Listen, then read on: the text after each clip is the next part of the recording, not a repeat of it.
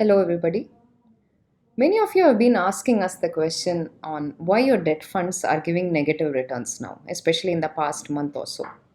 There have been many events that have triggered this, but there are also some fundamental changes that are happening in the debt market that you should be aware of. So let's discuss about those.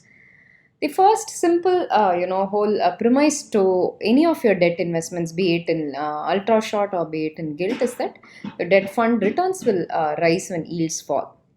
Essentially, when yields move up, your prices are going to fall, and they can trigger losses for you.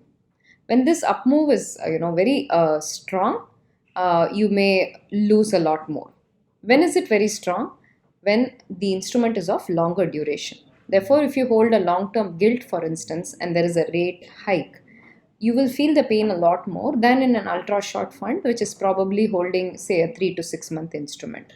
So that's the primary. So if you hold shorter duration investments, you will see volatility, but it will be less when there is a rate hike compared with what you will see in gilt funds. Now, many of you understand that gilt funds have volatility, but the question today is why are my ultra short or short term funds giving me negative returns, right? So, we'll get into that. Just look at the kind of data that we have over the past almost 10 years. You will see that the ultra short, low duration, short duration funds, etc., have become a lot more volatile in the past 3 years or so compared with the earlier periods. Gilt has also become a little more volatile, but you will see the intensity, the increase is not that high in gilt as opposed to the other categories. Isn't that strange? Because you're saying, these are shorter duration investments and you should not have volatility, but you have volatility. So we're going to try and understand why this volatility happens. So, other than the fact that your yield moves and therefore your fund will generate losses, there have been some fundamental changes in the market, especially in the debt fund space. SEBI brought in newer categories from mid 2018.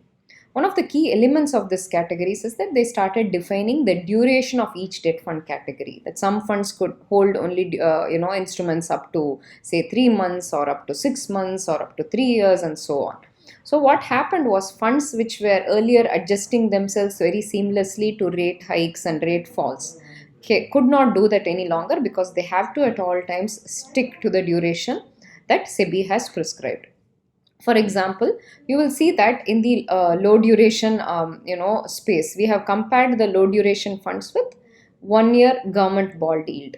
As the government bond yields in recent times picked up, you will see that the fall, these funds have been a lot more volatile. See, the first few years up to 2018, they have been moving in a range. The volatility has not been immense, but they've become a lot more volatile now. Now you will know that low duration right now has some restriction on how much low it can go on its average maturity. It did not have it earlier. So with that constraint, when they operate, they are unable to reduce their average maturity too much, and they can deliver negative returns when rate moves up. Similarly, I'm just giving you more examples here in the shorter duration. Same volatility. Look at the volatility that was there until 2018-19 and see how it has picked up post that. Even if you take medium duration like your corporate bond, for example, same thing has happened. So you will see that all of the categories, gilt is a given, but in all categories there has been volatility. Now what exactly has happened? Funds now have less leeway to change their duration and they need to handle this volatility. So this is one reason why even your shorter duration funds, because of the constraint with which they need to hold their duration, face volatility more. The second thing is valuation and investment norm changes. Many valuation norms happened over the past year and a half, but two important changes that will have an impact on your own funds is that valuation of debt instruments that a fund holds, which is over 30 days old, are mark to market now. Earlier it was 90 days, it was brought down to 60 days. Now they said anything over 30 days would be mark to market, and more recently from last year SEBI said every instrument needs to be mark to market, subject to the matrix that they follow, the amortization that they follow, being close to this mark to market. If you deviate, then you will have to follow. What does mark to market mean? So when I say mark to market, it's maybe this instrument is not highly traded, but if there is a similar instrument out there, for example, instead of a 3-month bond, there is a 3-month government bond that is quite actively traded, you will have to largely be in line with those movements. You can't be entirely out of sync. So when you mark to market, naturally, you were not doing a mark to market earlier. Now you're doing mark to market. The NAV fluctuation is a lot more now.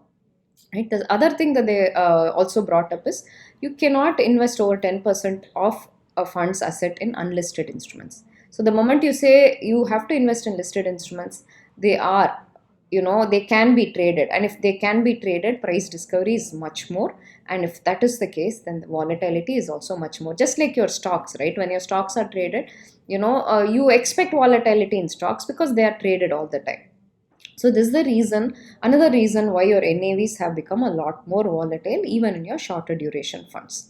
The third reason, which is a little more complex, is that foreign investors drive the equity market, right?